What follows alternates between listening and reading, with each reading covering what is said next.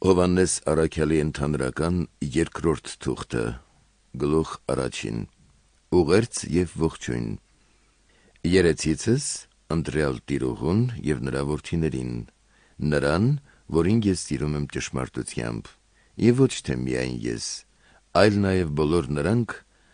որոնք գիտակ են ճշմարտությանը, որովհետև այն ճշմարտությունը, որ հաստատված է մեր մեջ, ձեզ հետ է, և դուք հավիտենապես մեզ հետ եք։ Հայր Աստծուց և Տեր Հիսուս Քրիստոսից, հոր որդուց, շնորհ, ողորմություն, խաղաղություն ձեզ ճշմարտությամբ և սիրով։ Ճշմարտություն և սեր։ Չափազանց ուրախ եղա, որ գտա քո որդիներից ոմանց, որոնք ընթանում են ճշմարտությամբ, ըստ այն պատվիրանի, որ նստացանք հորից։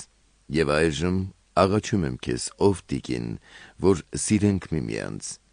Ոչ թե մի նոր պատվիրան եմ գրում քեզ, այլ այն, ինչ որ ի սկզբանե ունեինք, և այս է սերը, որ ընթանանք ըստ նրա պատվիրանների, և այս է պատվիրանը, որ ի սկզբանե լսեցիք, որպեսզի ըստ այնմ էլ ընթանաք։ Բազում մոլորեցնողներ են երևան եկել աշխարհում, ով որ չի խոստովանում Հիսուս Քրիստոսին մարմնով եկած, նա մոլորեցնող է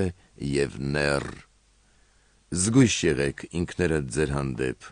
որպեսզի չկորցնեք ինչ որ վաստակեցիք, այլ ստանաք բովանդակ վարձը։ Ամեն ոք, ով առաջ է անցնում և չի մտնում Քրիստոսի վարդապետության մեջ, չի ճանաչում Աստծուն։ Ով մնում է վարդապետության մեջ, նա ընդունում է և որդուն, և հորը։ Եթե մեկը գա ձեզ մոտ և այս վարդապետությունը չունենա, նրան տուն մի ընդունեք և նրան մի ողջունեք։ Ով այդպիսի մեկին ասի ողջույն, մաստակից կլինի նրա չար գործերին։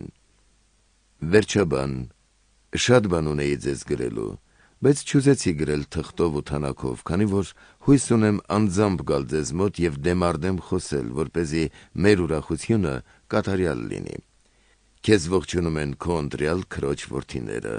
Շնորհ ընդ ձեզ։